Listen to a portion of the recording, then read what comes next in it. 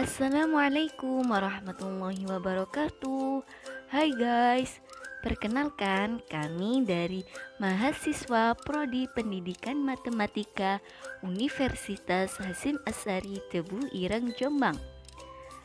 Saya adalah Duratul Amalah dan teman saya ada Lailatul Muzara'atun Nasuha dan Nurmah Hairatim Mu'afifah.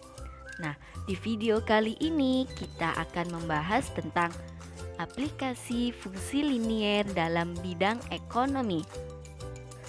Apakah kalian tahu fungsi linier dalam bidang ekonomi digunakan untuk apa?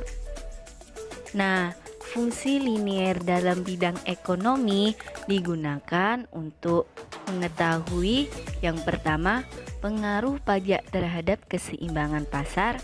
Yang kedua, pengaruh subsidi terhadap keseimbangan pasar. Yang ketiga, fungsi biaya. Dan yang keempat, fungsi penerimaan. Sebenarnya, fungsi linier dalam bidang ekonomi itu masih banyak sekali. Akan tetapi, dalam video kali ini kita akan membahas 4 aplikasi saja.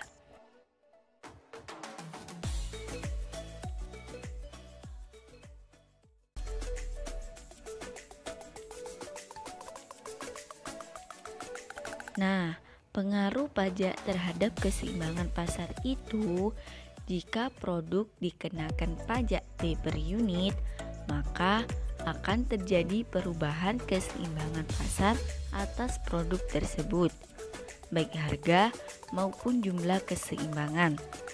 Biasanya, tanggungan pajak sebagian dikenakan kepada konsumen, sehingga harga produk akan naik dan jumlah barang yang diminta akan berkurang.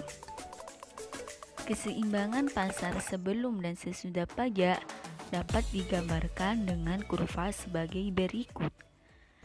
Untuk keterangannya, QD sama dengan jumlah permintaan sebelum dan sesudah pajak, QS sama dengan jumlah penawaran sebelum pajak, QS aksen sama dengan jumlah penawaran sesudah pajak, E sama dengan titik keseimbangan sebelum pajak, E aksen sama dengan titik keseimbangan sesudah pajak, PE sama dengan harga keseimbangan sebelum pajak, PE aksen sama dengan harga keseimbangan sesudah pajak, QE sama dengan jumlah keseimbangan sebelum pajak, QE aksen sama dengan jumlah keseimbangan sesudah pajak.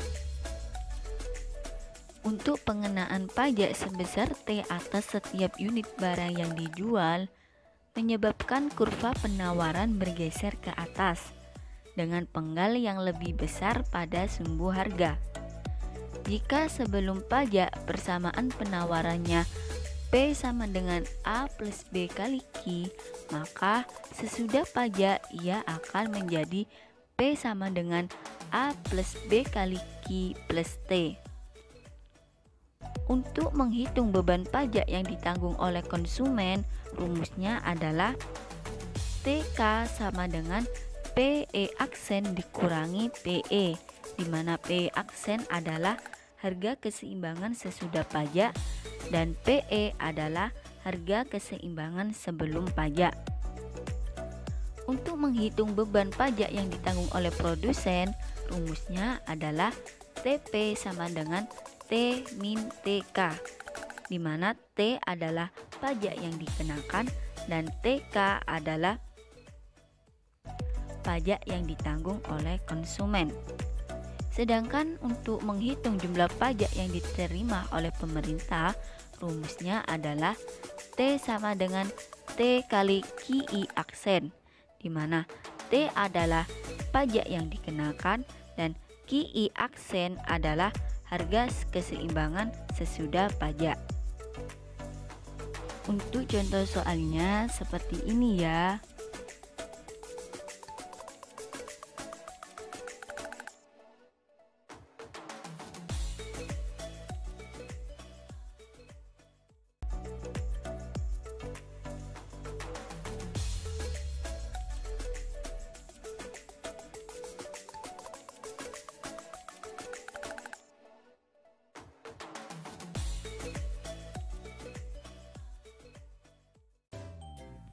Subsidi yang diberikan atas produksi atau penjualan suatu barang menyebabkan harga jual barang tersebut menjadi lebih rendah. Jika produk dikenakan subsidi S per unit, maka akan terjadi penurunan harga produk, sehingga keseimbangan pasar atas produk tersebut juga akan bergeser.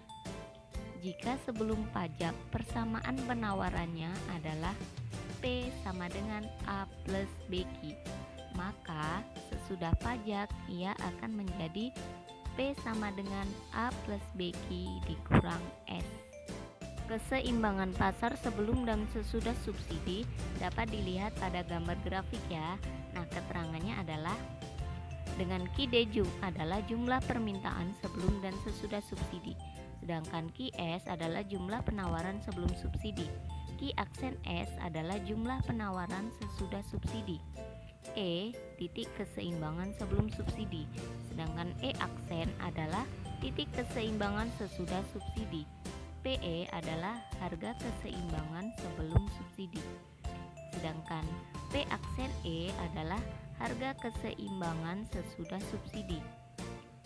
QE adalah jumlah keseimbangan sebelum subsidi, sedangkan Q aksen E adalah jumlah keseimbangan sesudah subsidi. Nah, bagian subsidi yang dinikmati oleh konsumen bisa dihitung menggunakan rumus SK sama dengan PE dikurang PE aksen.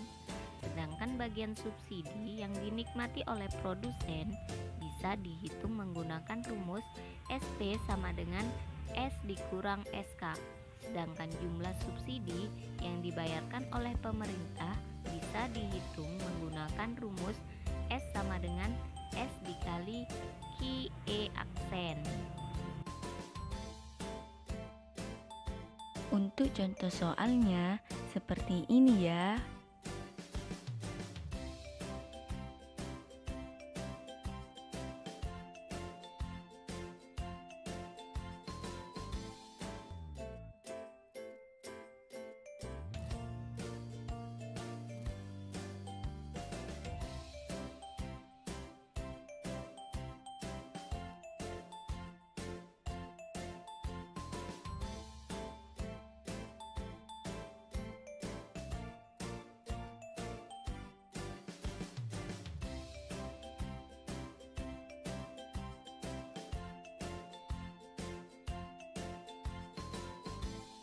Selanjutnya, kita akan membahas tentang fungsi biaya.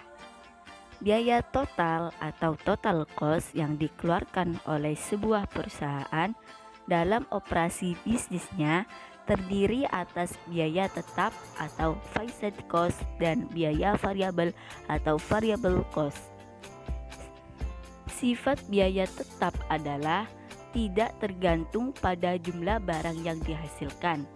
Biaya tetap merupakan sebuah konstanta, sedangkan biaya variabel tergantung pada jumlah barang yang dihasilkan. Semakin banyak jumlah barang yang dihasilkan, semakin besar pula biaya variabelnya. Secara matematik, biaya variabel merupakan fungsi dari jumlah barang yang dihasilkan.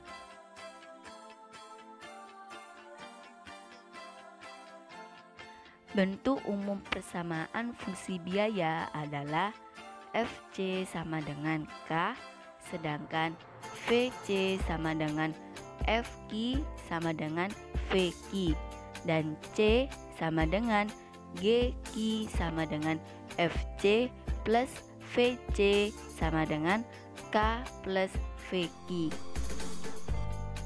Untuk gambar kurva fungsi biayanya seperti ini ya.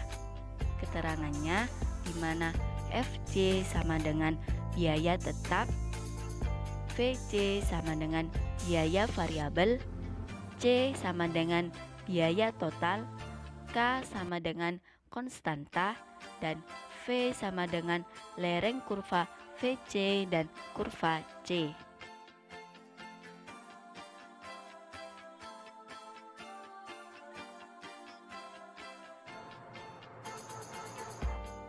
Untuk contoh soalnya seperti ini ya.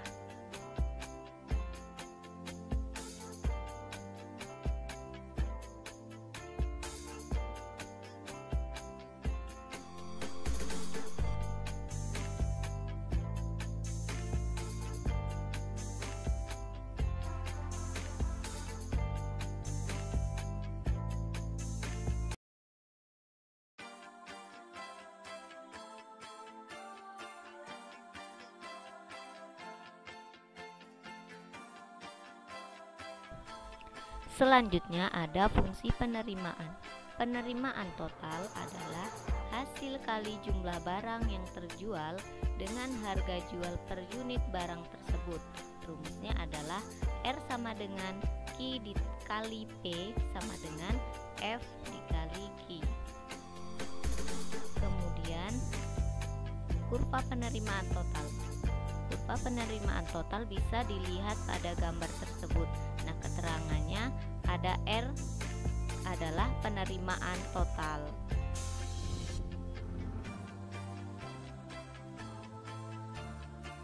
Untuk contoh soalnya seperti ini ya.